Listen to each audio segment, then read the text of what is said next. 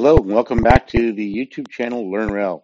Today's topic is actually about GitLab, and we are going to discuss some ways to be aware of a feature in the GitLab web interface that will tell you, hey, there's a new update available for this GitLab Common Edition or GitLab Enterprise Edition. So I will demonstrate that and then show you how to do the update. This environment is actually connected to the internet. So that's the reason why this is going to work. If you have a disconnected GitLab on an isolated network, then this video is not for you. Let's get started with this. I'm going to go ahead and log in as root or an administrator. I'm going to go ahead and maximize the browser here. And I'm going to immediately go over to the menu admin page. Give it a second and you'll see, oh, update available pops up. That's how when you're kind of going through your daily job and just administering the GitLab service for your user community, you might see this pop up, and this should indicate to you, oh, I need to coordinate an update of this server and then do the update. So we've seen this. Now let's go ahead and close the browser. And I'm going to run the sudo dnf update command and hit the enter key, and we will see a prompt for the sudo part of this command. And the results should come back where it's checking the gitlab-ce repository, and it found a whole bunch of other packages. But if we take a look closely enough, we will see that gitlab-ce is definitely going to be updated from the gitlab-ce repository.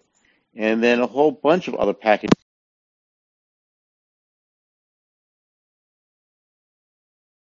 from AppStream and base OS. And these are actually OS-specific packages that I had installed when I built this particular server, which is virtual. You can see that. But let's go ahead and move forward. Hit the letter Y, hit yes, hit enter, and we'll see how many packages there are. 127 packages. So this might take about, I don't know, and you can see that it says here roughly 29 minutes. That's because of all the other packages. The GitLab package probably won't take that long on its own.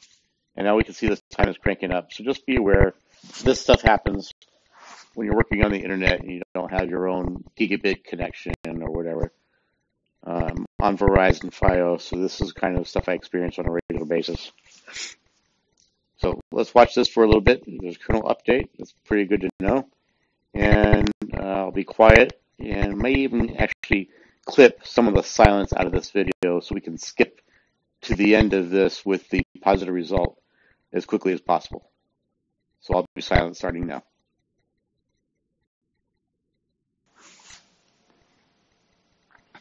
All right, so the download took quite a while. You can see this package for GitLab Community Edition was 884 megabytes. Wow. All right, so we're going to accept these GPG key changes. Oh, no. Oh, no.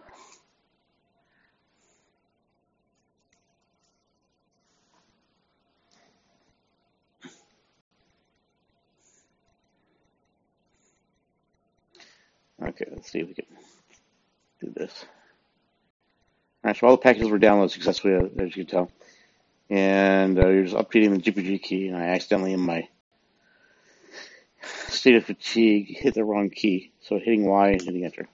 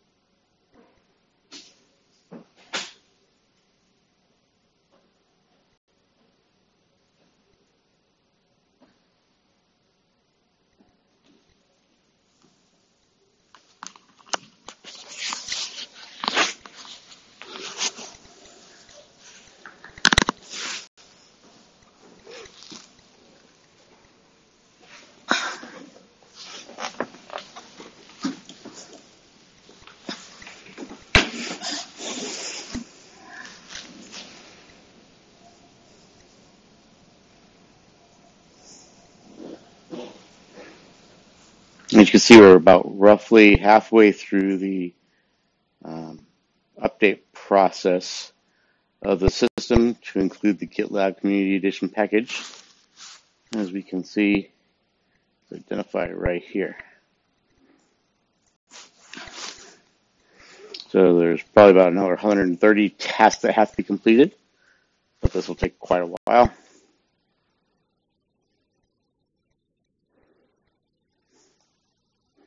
So I'll highlight this area and we can wait for the line to kind of scroll up as more packages get updated or more update tasks are completed, more specifically.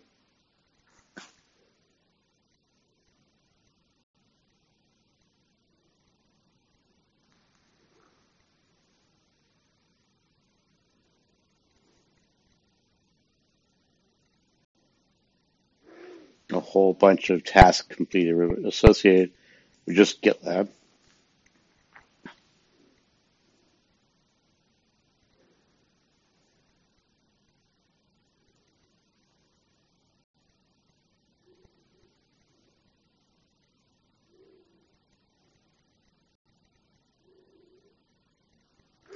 And take note of this obvious statement here.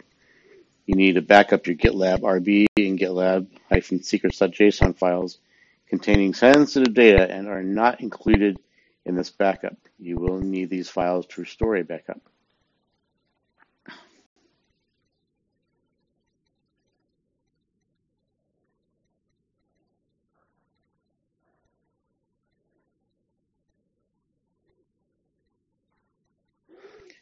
You can see that these files were backed up into a tarball with today's date.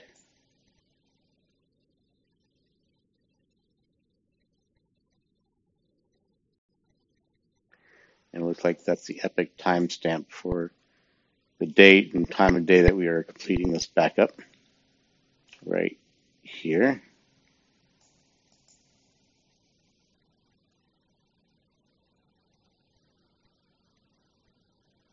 Okay, so GitLab Community Edition has some running skiplet to complete, and now the rest of the system packages are also being upgraded. Current develop being installed because that's what I want to do with it.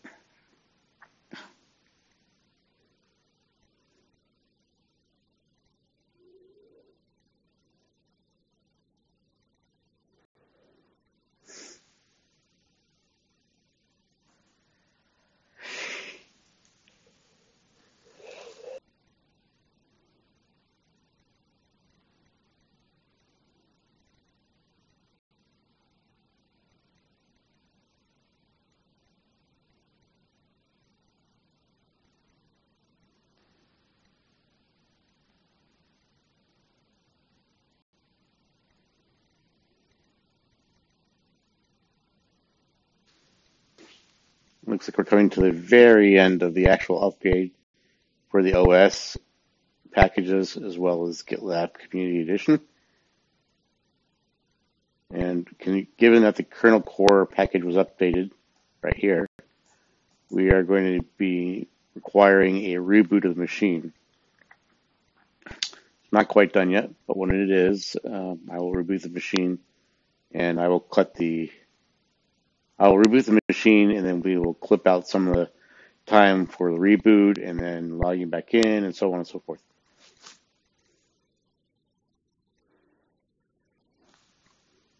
So it's running another scriptlet for GitLab Community Edition. Keep an eye on that and see if there's more text. I'm guessing it's probably restoring the backup tarball contents back into the application's directory contents.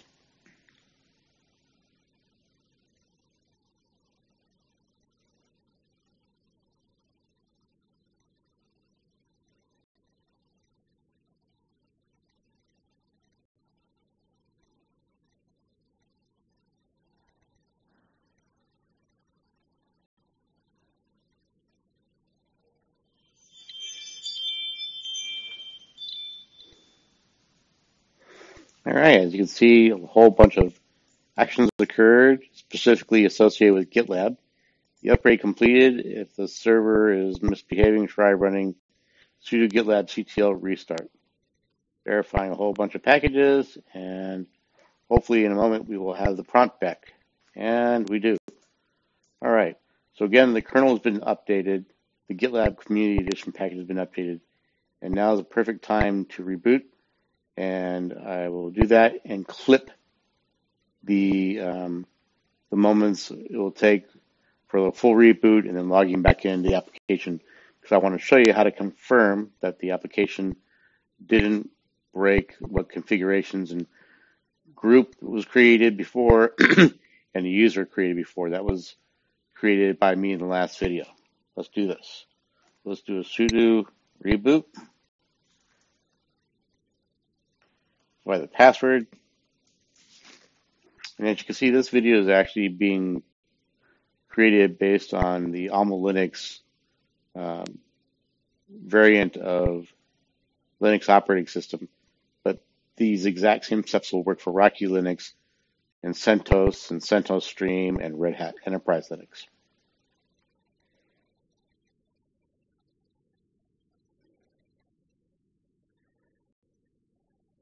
This is running in a virtual machine, as you might be able to see. But with the little bit of limited RAM that I have in the machine, we have to, one, let the machine reboot, two, wait for about 3 or 4 minutes after it boots back up for the application to be available through the web interface. So we got to be patient here. Okay, so let's catch back up with this.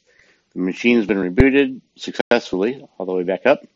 Log back into the GNOME desktop, and now we're going to open up a prompt and confirm some details about the RPM. Let's do a sudo dnf list installed pipe egrep for GitLab -ce.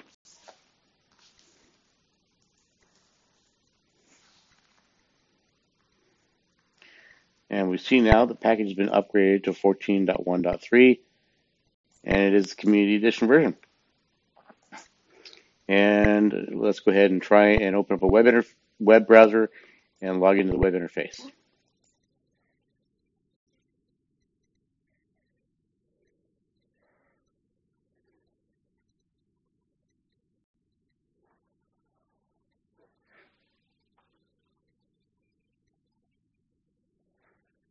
Okay, I'm going to replace this URL with a8-gitserve.snellhide.lab. And it's a good sign because, one, the web interface is showing up. Let's see if we can log in, and this will confirm that the upgrade worked. As a second test,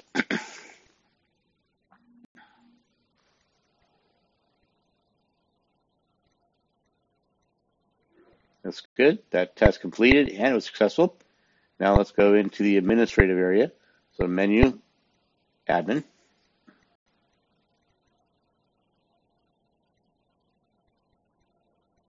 And let's check out and see if our users and group that we created before are still around. So we will click on view latest users.